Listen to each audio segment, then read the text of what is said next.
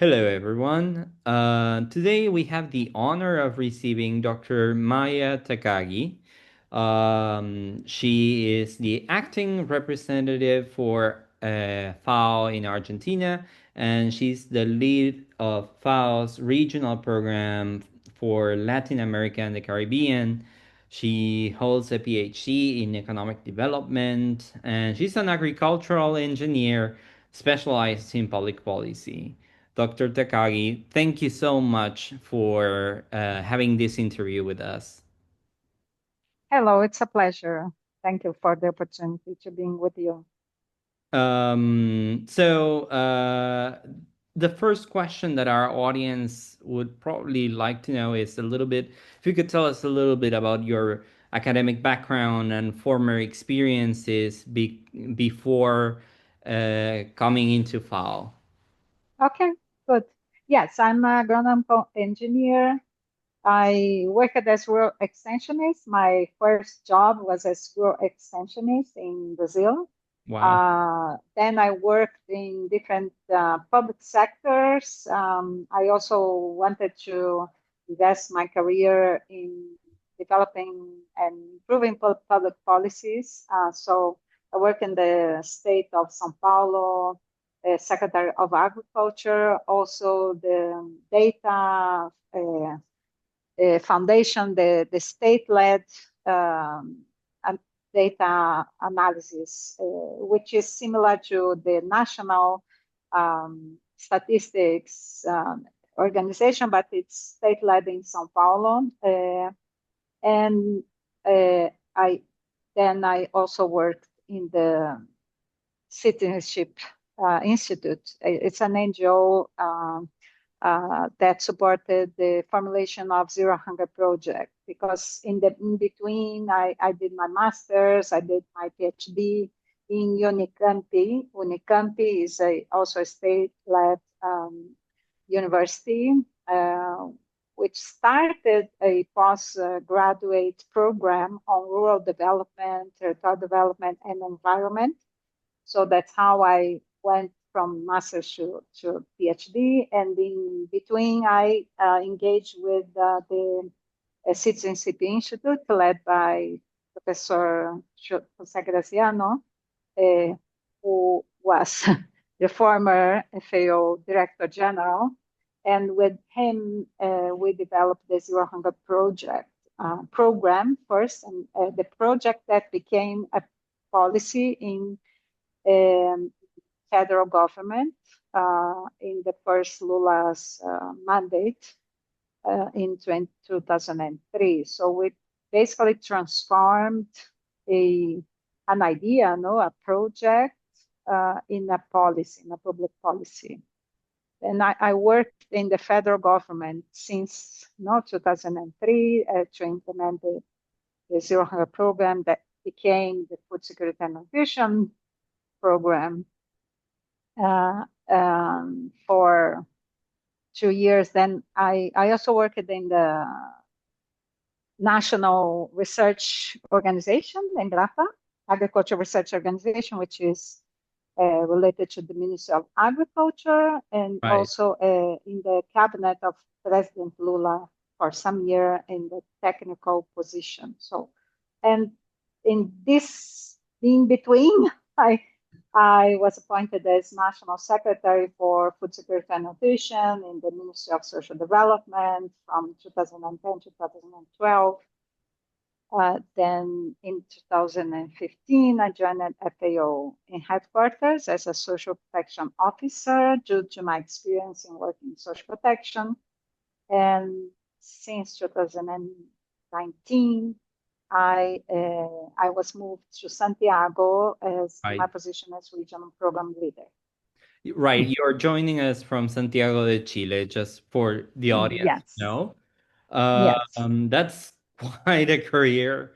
I guess that the next thing that our audience would love to know is if you could tell us a little bit about your day to day in Santiago de Chile. yes. But I guess no day is the same as the other one. Yeah, we organize. lots of events, no, of international cooperation-led events. We are having one exactly today, starting today on fire management.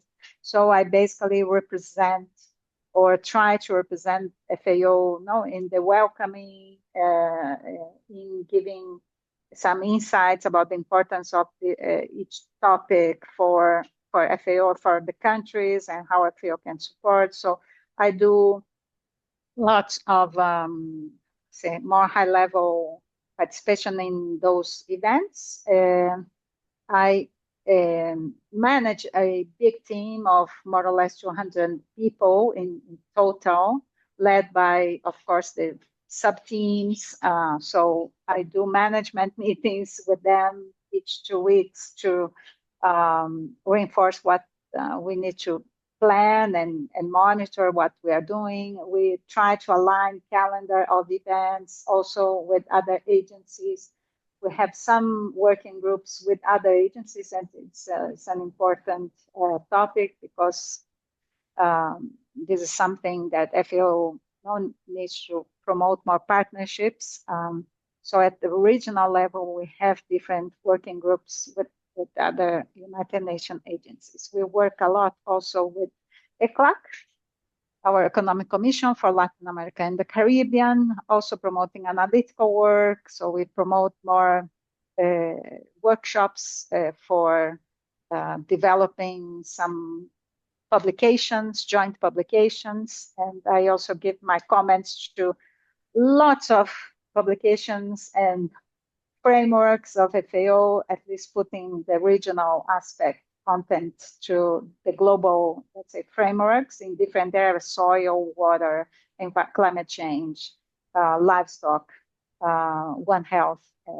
And we are also are in the phase of organizing our regional conference. The regional conference is the most important governance mechanism of FAO in the region, where we gather all the ministries of agriculture of the region to, let's say, give make accountability of FAO's work in the last biennium and request their views on the priorities of the program of work of FAO. So it's really, really important. And I'm the responsible also for the content of the discussion of those regional conference. So I also organize meetings to let's say planning meetings of that. So my day is full of meetings.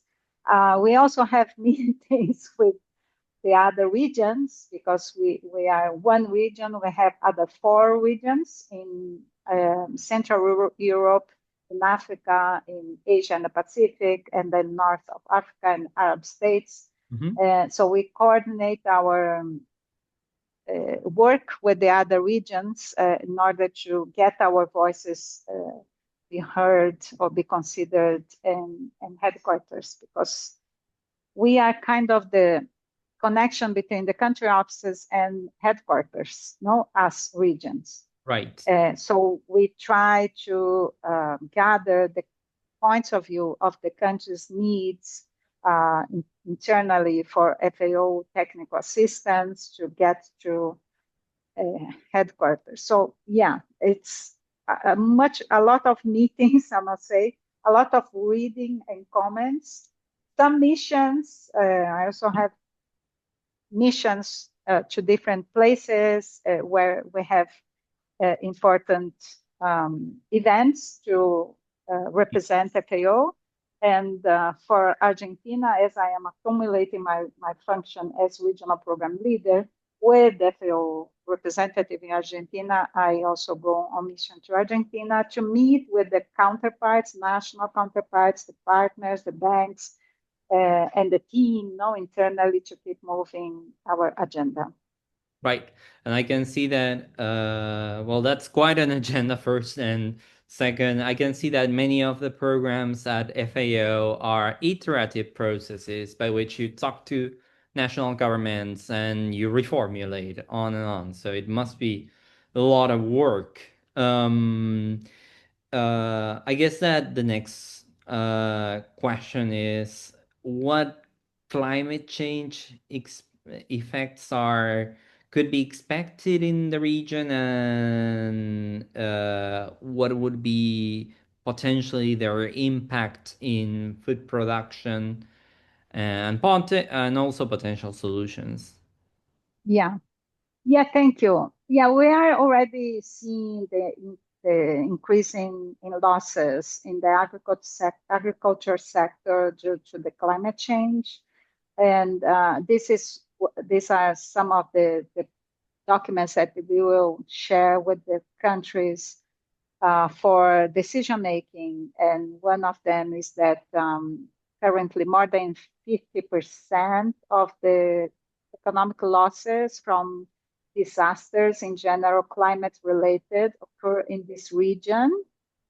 And we have 6 out of the 10 countries with the highest losses relatively to the GDP in our region. We are seeing due to El Nino, La Nina, more intense droughts, Right, wildfire, more frequent and more extreme. So droughts, floods, and fires, it's kind of becoming the normal. right, And then, of course, it causes production losses, internal displacement, income losses, and deterioration of livelihoods because many families lose their means of income. yes, Uh, Most of them lose their assets and they need to rebuild everything again. So yes, we are seeing it already, this impact. Also, we are monitoring the impact of the change in temperature with the production of seeds, of crops. right. And we need to start looking for adjusting the varieties of the seeds to those changes in temperature and water availability. I see. Yeah. Apart from that, well, we know that in parallel to climate change, there are other environmental issues linked to food production in the region. For example, excessive use of fertilizers, excessive use of pesticides, contamination of groundwater, among many others. Um, could you see in the future that the effects of climate change might be in food production might be exacerbated by this concurrent environmental crisis, environmental issues so Mhm. attached to food production? Yeah, the thing is, it's not entirely clear. Some regions will lose, some others will gain production and productivity. Right. Uh, so it's hard to get the full picture. And then this is what no, we need to work together with IPCC, with the different United Nations agencies and think tanks on having the better, how can I say, analysis of Yeah. the more aggregated context. But what we see in terms, at least in terms of disasters and losses, yes, it is increasing in aggregate terms. No, Yeah. with the increasing in temperature, it becomes the events, the climate events become more extreme, Right. and these extremeness lead, lead to more hurricanes, Yeah. um, and tempests, let's say, Yes. heavy rainfall, and all this leads to more losses. In terms of the temperature variation, it needs to be considered, that there will have some regions with loss and others that may gain more. We need to see this, let's say, crop by crop, in terms of, let's say, grains, in terms of coffee, for example. there are different pros and cons, no, with the change in temperature and the height of the I see. production areas. Right. We there's also prediction of changing in the, let's say, the fish Mm-hmm. distribution across the ocean areas, where you will need to adjust a lot, how can I say, the catch of Right. the and the management and the sustainable management of fish stock due to the changing temperature of the ocean. Right. Right. And we would like to remind our audience that FAO is not only about cattle and about agriculture, but also about fishing and about aquaculture. So that's an important aspect that we would like. We usually like to um, bring forth to the audience because FAO does a lot of work in food production in general. Um, Yeah, just not to forget, yes, we have kind of this dual nature of work, no? In my place, no, in the region, in support to the countries, we do technical assistance. We assist countries, no, right. in improve their agriculture, their food production, their food consumption, also, and the processing, no, also to be adjusted to the control mechanisms, also analysis, no, of trends, of prices and Yes, trade. So that is the technical assistance, and that is the normative work of FAO, which is much more coordinated at headquarters level, where we also contribute as a region with inputs, but we also have our publications. So FAO has some flagship publications, which I invite right. all to see in food security and nutrition, in the situation of agriculture, which is the SOFA, in the situation of forestry, situation of fisheries, situation of commodities. We have I see. some flagship publications each 1 or 2 years with exactly the data and the analysis of the trends. We also have a good publication on the future of food and agriculture, the FOFA, which predicts a bit future scenarios of food and agriculture in the world, um, uh, which we use also not in terms of programming and to sensitize governments on what are the pathways that will lead to a better future in terms of use of natural resources and guarantee access to food to all the population in the world. Sorry for No, the no, no. interruption. It's an absolute pleasure to hear you say this, and these publications are indeed available to anyone. We'll make sure to post a link to the different publications FAO produces. Do you know that, or are we aware from current research or, uh, or projections if also the supplies for producers might increase in cost in the context of climate change, or is that still like a question for research? Yeah, I think it's a question for research. We still have lots of improvements to do in efficiency of production and processing, transportation, no, and consumption.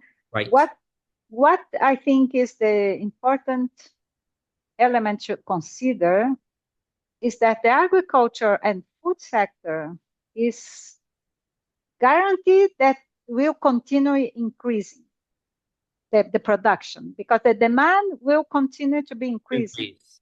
Right. Unfortunately, it's still not enough for all the population, but as we want to eradicate hunger and guarantee food security, and the population is still growing, the demand will continue to be growing until Indeed. 2050 Indeed. at least. No? Indeed. Yeah. So it is again how can I say, it's already a gain, let's say, Yes. sector. No?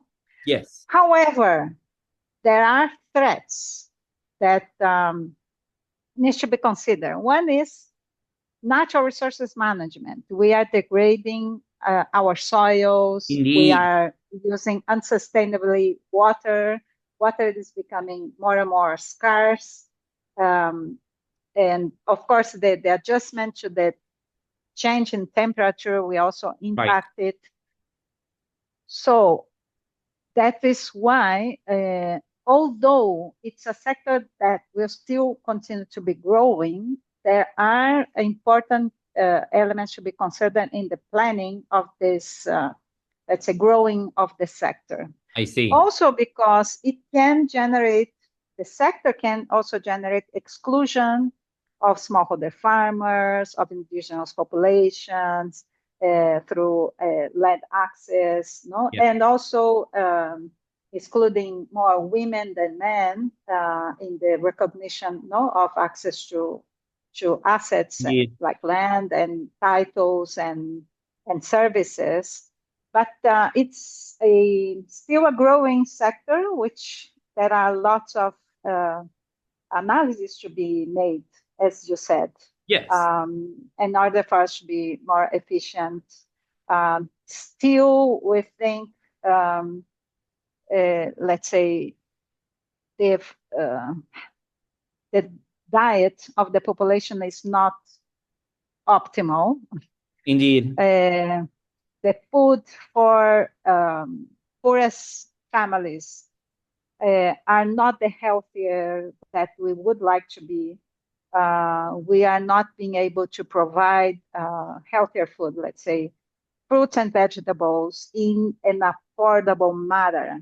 It's still expensive, more expensive than the processed foods, which are less healthy.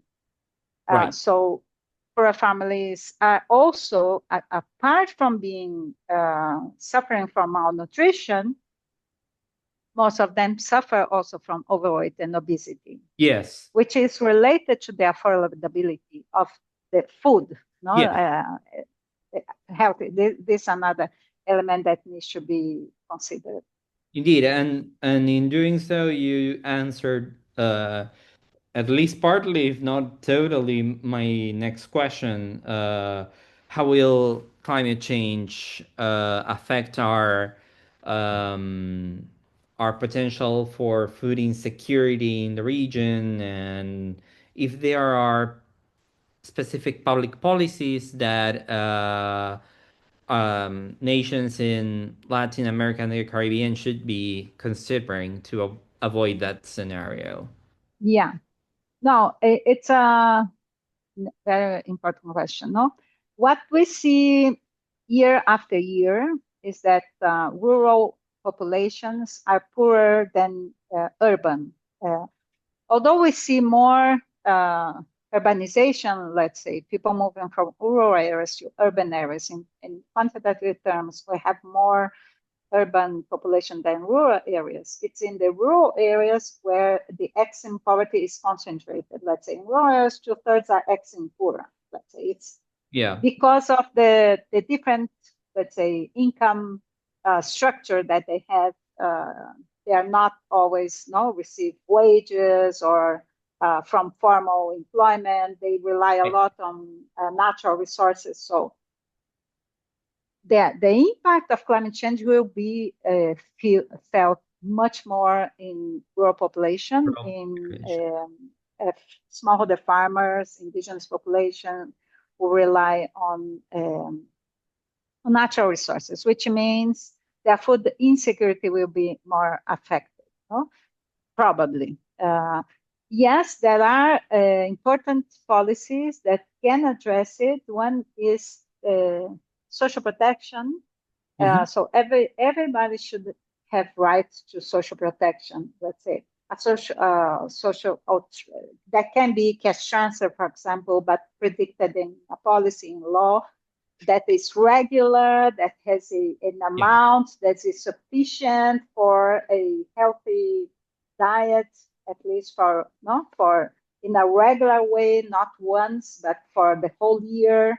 And it also needs to adjust to crisis, no? Which we Right. call uh, uh, this flexible social protection in order to overcome the income losses due to disasters. So it needs to be flexible and sufficient. It needs to be guaranteed by the right because it cannot be used politically because food is a right. Access to food Indeed. is a right. So yes, this is one of the elements. The better the coverage, the wider the coverage, the better. Right. And what we see is that lots of countries have social protection mechanisms, but they are not integrated. They are fragmented, led by different sectors, different ministries. And it's not conducive to a better coverage according to the needs. The other policy which is important is school feeding, Mm-hmm. but a school feeding that comes with the prepared food, not Right. snacks, let's say. So, and then combining it with local procurement, what we call food procurement, not from family farmers, local family farmers, it's better because you connect your purchase power as a state, as an institution. You connect this with the I say most vulnerable farmers that can supply, that can increase their capacity to supply food locally, Mm-hmm.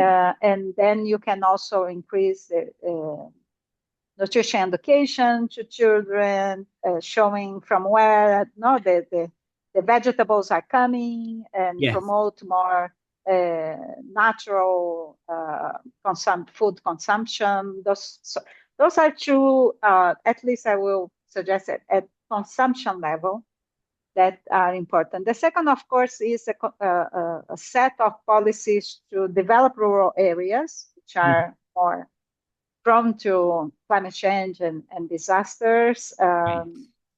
like differentiated policies for family farmers or smallholder farmers. Those are very important policies that we see in the region. Yes. Yes. Dr. Takagi, it's been an honor to have you here. Thank you so much for your service to Argentina and the region. We really appreciate it. And Dr. Takagi is from Brazil, so desculpe, meu português não é muito avançado, mas é uma honra conhecer a senhora. And well, thank you so much. And we will continue our reporting for Campus Climate Corps from COP30 Brazil. Excellent. Thank you, and wish all the success to you and Thanks. your group. Thanks.